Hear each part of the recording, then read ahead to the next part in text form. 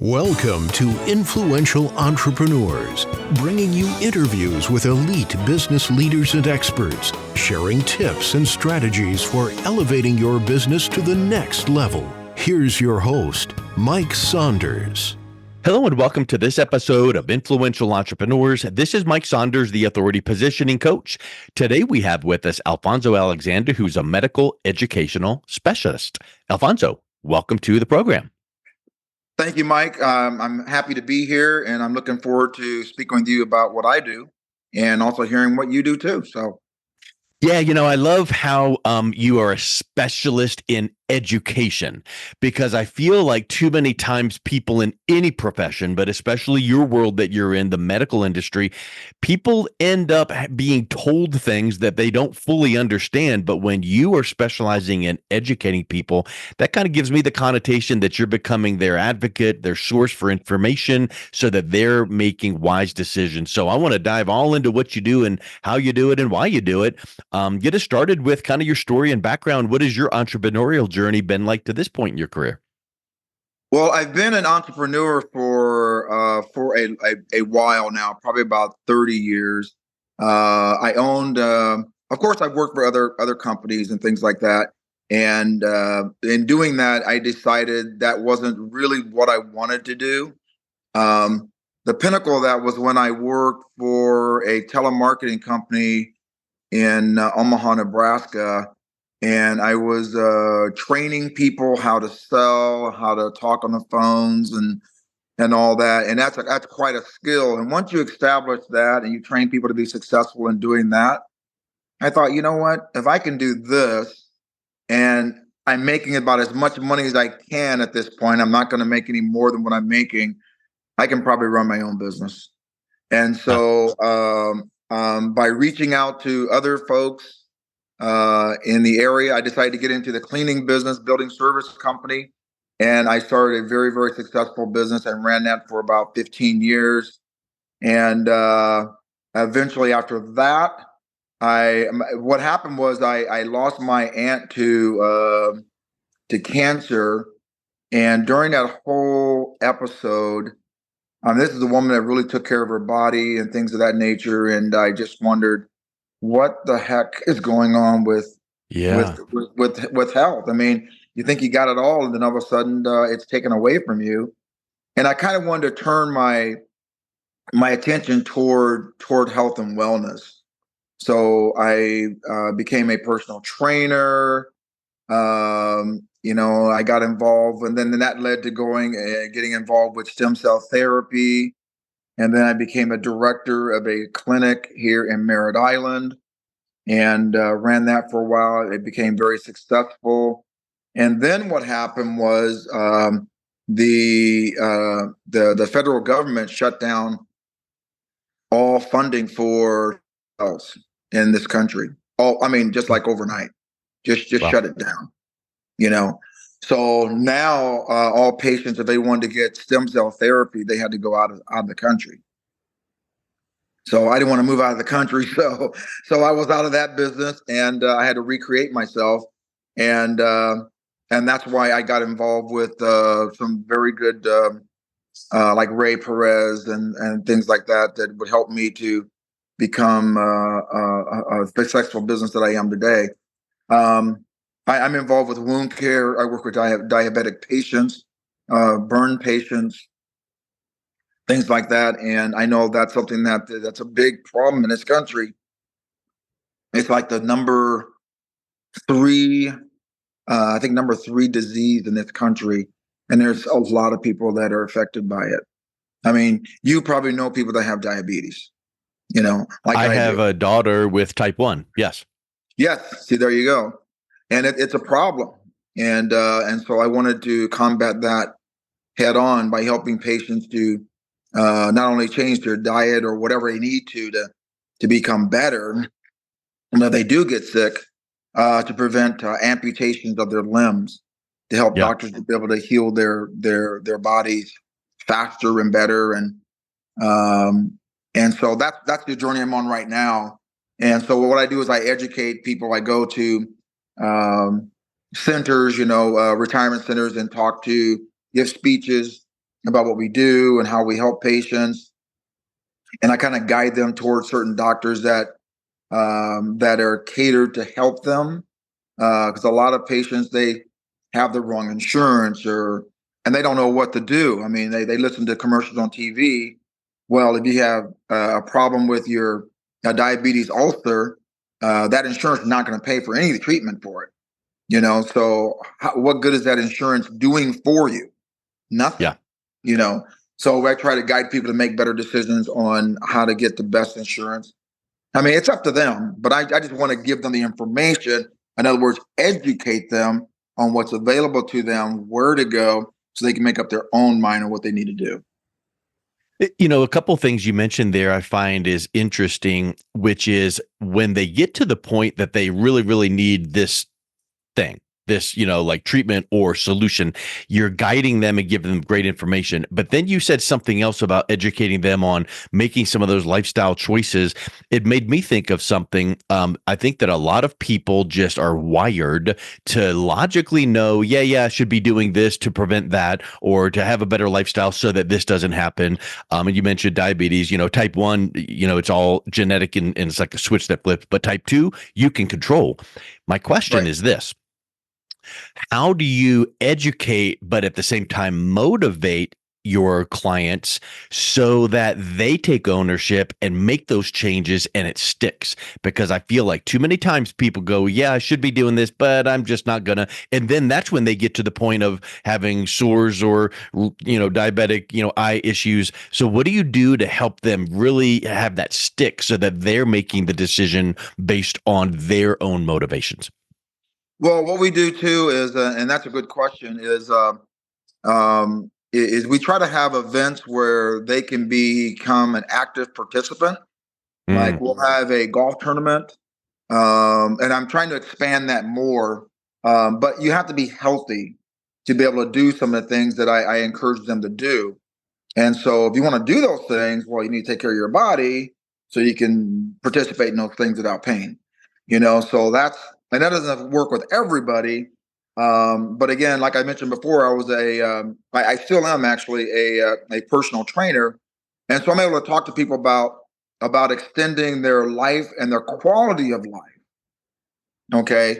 Because a lot of these folks, they're over 50 years of age, and they want to hold their grandchildren and play with their grandchildren without any problems.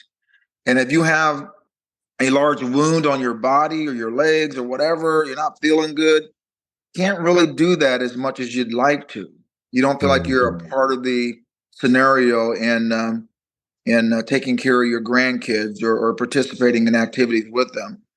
And worse than that, you may feel like you are a drain on your family because of the situation that you're in. And some of those things can be prevented. But what I do is I try to tell them up front, here's what you need to do to start down the path of recovery. And so if you're doing the best you can in your mind, it makes you feel a lot better and a lot more disciplined. You feel stronger, and you don't feel like you're being a detriment to the family situation. But just to get them, it almost becomes self-motivating at that point, doesn't it? Exactly. I say golfing. I mean, that's a great achievement. But sometimes just walking on the beach is an achievement to some of my patients. Walking without pain, just holding the hand of your loved one, your wife, and just walking through the water without pain. It's incredible what we take for granted sometimes. And so and every patient's different.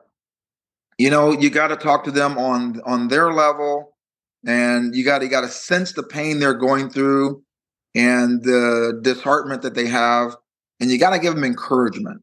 And by giving them that encouragement, they will make changes if it's strong enough. I've had people cry right in front of me when we're speaking because they know that their things can be better, and if they have the opportunity to make it better, I remind them that is acceptable to them because they're driving their own car. They're the driver of their own vehicle at this point. So, what would you say is the main problem that you're solving for your clients? The main problem, the biggest problem I have with my clients is I would say the wrong coverage. I mean, before they become, I mean, when they become my client, they already have a problem.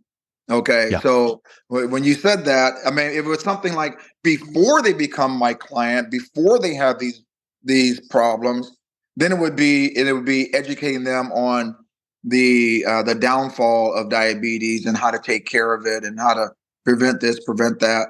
But once they become my client, most of it is just Then to it make gets sure they have. to connecting them with the right professionals and resources. Right, exactly. The right resources, and then making sure they do what the doctor tells them to do. I've had, well, I've had one patient, but I've heard other doctors that have patients that won't listen to what they tell them to do, and it did not turn out well for them. So they Yeah. have to listen to the doctor, they really do. And I think that sometimes when you can recount those things to a current patient without mentioning details and names and all of that, but you can say, one time someone knew to do this, but they didn't do it. Here was the result. I want to help prevent that for you. Exactly. Yeah. And that would be listening to what the doctor tells them to do, it seems like offloading the wounded aperture is the biggest thing. They seem to think that, well, I can go ahead and do this, do that like I used to. I had a patient once, without saying names or whatever, that kept the bandage on her wound, but wore high heels. Like, are you kidding me? You can't do that, Yeah. And it, and it's they just think they can just it's not a big deal. Well, Yeah. it's not a big deal at this point, but it can become a very big deal later on. So you don't want the wound to get bigger. Take care of it the way you're supposed to, and let's prevent that wound from getting larger. I have specialties that I can use to definitely heal the wound, but it's very expensive, and CMS doesn't want me to use it until everything's been exhausted. Then we can use it at the end. But it's very expensive, and still you have to listen to the doctor even after that's applied. Yeah. So let's just do it in the first place. Prevent all this from happening. Yeah, let's be most efficient. So I'm sure that you are not the only one in the country that does what you do. What are some of the key points that set you apart in providing your resources to your clients? Well, what we do is we really get involved with our clients, and I would say we get involved with our doctors mostly. Mhm. And we try to promote our doctors as much as possible as being the expert in this field. And we talk to, like I said, different facilities that house our elderly population, so they know that this doctor is a specialist in this particular area. Because a lot of patients, if they have a problem, they'll Google, let's say, a podiatrist. 20 podiatrists will show up. Okay, then they'll make Yeah. sure they take their insurance. That's the next thing you do. Okay, which one's the closest to my house or wherever I'm living? And that's the one that's going to win. Yep. You can't do that. You got to pick the one that has the most experience in healing wounds. Takes your insurance, of course, but distance should not make a difference, because you need to go to a doctor that really knows what he's talking about, and he has a successful ratio of healing his patients completely. And he's not afraid to take the hard cases, because a lot of doctors won't take anything over stage 2. They're not going to take it. They're going to refer it to a Yes. wound care center, and a wound care center, they do a good job, but they don't do the best job, because they don't have the best products. Not all the time. They may, but not all the time. And you don't know which one of those has the best products. As a patient, you have no idea. How do you know? Yeah. So that's what we try to do, is educate our patients and potential patients on the doctors that we have, because we know they have the best products in the industry. I think that most people would say, look, I need a solution. I don't want to waste time. I don't want to run around in circles. Show me the best way to accomplish what I need to accomplish, and I'm going to take that and move forward. So I think that is spectacular. You mentioned in your introduction that you started off in telecommunications and then were in different industries, and now this is where your passion lies. Think back to the beginning of your entrepreneurial journey. Can you think of a failure or a breakdown that you experienced, maybe even personally or professionally, that you had to overcome, get around, solve, so that you can get to the next step in your entrepreneurial journey? Yeah, that was when I got involved with stem cell therapy, and I had lots of patients ready to go. We were doing like stem cell therapy, and also what else were we doing? It was oh my God, what is it called? I haven't used it in so long. I don't even know I forgot the name of it. It was a fluid that we would use to accelerate healing in the body, and that's what the FDA shut that down, and also stem cell therapy down. It was like so you could have just gotten out of the whole industry at that point, but you kind of pivoted to find that there's a big need in the diabetic needs community. Yeah, it nearly broke me when that happened, because I invested everything into it, had 3 doctors ready to go, and helped actually 3 patients at that point. They got in under the radar before the federal government shut it down. So they got help, but I had about another 80 more that needed help. And I lost everything. And so at that point I was more than broken. I was really in a bad condition right there. But I didn't give up. What did you do to keep persevering through that and not let it break you? I just took a step back and just looked at what I was doing, and then I decided what I didn't want to do was work for another company, and so I ended up doing that, working for another company in the medical industry. And then what happened is one of the reps that I was working with in the fluid, I can't remember the name of the product, my goodness, in that industry, referred me to another company as a go-getter, and then they called me and they offered me a position with them, and that's how I got my start. Yeah. And they explained what it was and the product and everything. Totally different than what I was used to doing. They said, but with your tenacity, you'll figure it out. And they were correct. I saw, and I never thought about diabetes, as I didn't know anybody that had diabetes before then. Or if I did know people, they didn't share that information with me, but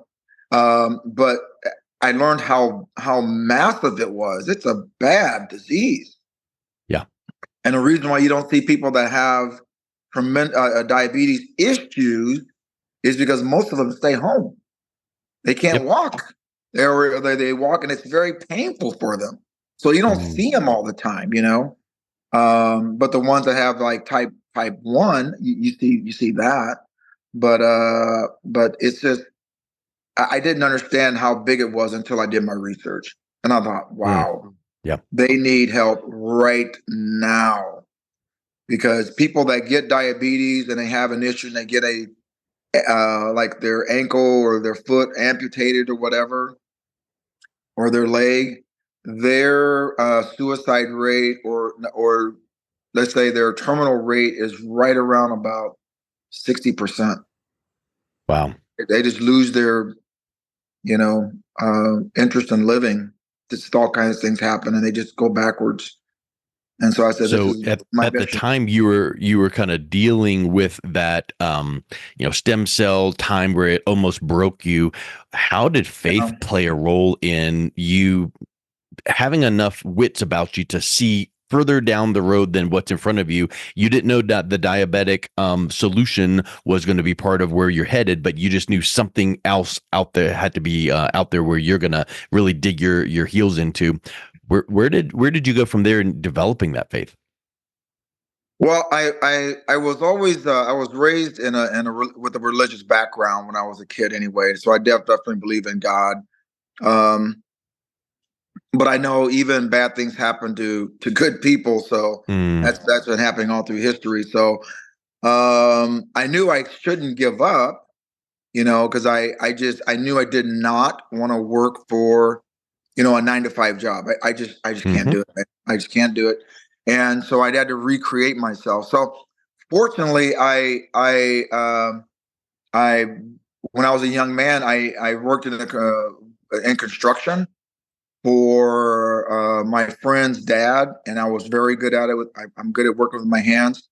And so within that process of getting my mind right, I took some jobs doing construction, because I still like to tinker with things, and I'm good with roofing and just construction in general, like interior work, things like that.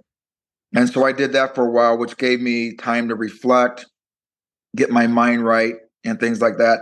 And it was a job where I wasn't committed to going and working 9 to 5. I worked when I wanted to, because I worked for like Yeah. a company that would call me and say, "Hey, we got this job. Do you want it?" Blah blah blah blah blah.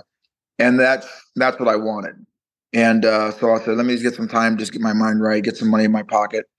And then I said, "Okay, let's go for it. Let's do this one thing." Once they called me, I'm like, "Let's go for this. Let's do this one thing." And I just put everything I could into it. And I Yeah. remember that's when I remembered Ray Perez, and I got him involved and all that. Said, "I want to do this. Let's go. Let's go. Let's go." And now we're a very, very successful company, and we're helping a lot of people. And we had a golf tournament a while ago, and we also did some other things for the community too. And we're just going to continue growing. We're expanding into the Midwest now, and also we're expanding out of Florida too as well. So Awesome. it's So you, it's you learn from each lesson, you learn from maybe a little hardship, and maybe even you can learn some lessons in the successes. And I think that is really cool. If you could go back and do things differently in any of those stages in your personal or professional career, would you make any changes, or would you have everything to be done the same way that it has been? Well, I would say I'd probably just leave it the way it was. Of course, you wish you would have got into, the membrane business, wound care business, long time ago, and forgot all about Mhm. stem cell therapy, whatever. But I'm not sure I would have appreciated it as much as I do now. I'm Mhm. not sure, you know. So I'm kind of glad I went through it. It was extremely painful, of course, but it taught me to be very, very tenacious, and also to become determined, become the person I need to be. And it's not just about my success. It's about just helping as many people as we can, because I don't want to see people suffer. And that's been Yeah. the biggest thing that I've learned when I was growing up in my faith is I don't like to see people suffer.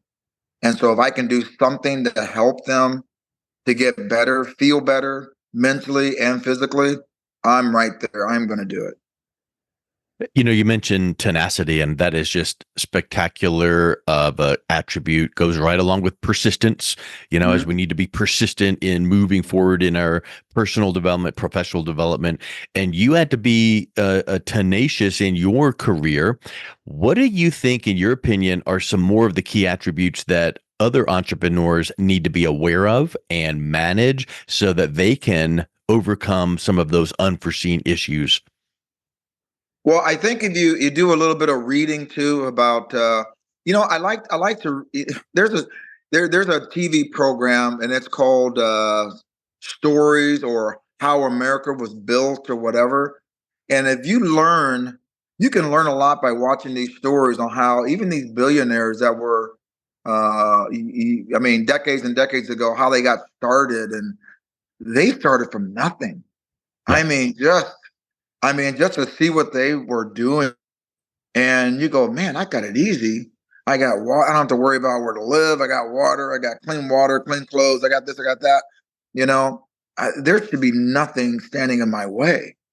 You know, and so that kind of helps promote me into a better frame of mind, so that I can always be at my best and put my best out there, because it's just not about me. It's about helping other people. But once I see what other people have done in the past become successful, man, then Yeah. it becomes a problem. Then once you're successful, then you reach another set of problems, and that's how to stay successful and how to bless Yeah. other people and things like that. So that's the Yeah, problem you you shift want to your have. attention from growth and striving and growing to now giving back and thriving. When you get to that point of thriving and you can help other people and give back, that becomes that servant's attitude. That's awesome. Yeah, yeah, and what I want to do is we are getting involved in some real estate ventures where we're going to help patients that have issues with wound care, whatever, to come to Florida and stay at one of our homes that we have, and then they can, I mean, at a reduced price, and it's going to have all the amenities they need, things like that. But that way they can heal there, enjoy Florida, and it's a fun thing for them now. It's not, oh my God, I'm just suffering here, whatever, and I can't do anything. I want I want to change their mindset, so when they come here, they feel like they're on vacation. But of course, they're still under the doctor's care, but they're seeing our doctor. They're seeing a doctor Yep. that knows their condition, knows how to take care of it, and he's the best in the field without paying a huge premium over it. We can make sure their insurance is correct, this and that. We can take care of them, and they're going to be fine. So that's my next page that we're going to have, and we're just closing on a home right now, actually, on the 16th. That's going to allow us to do that.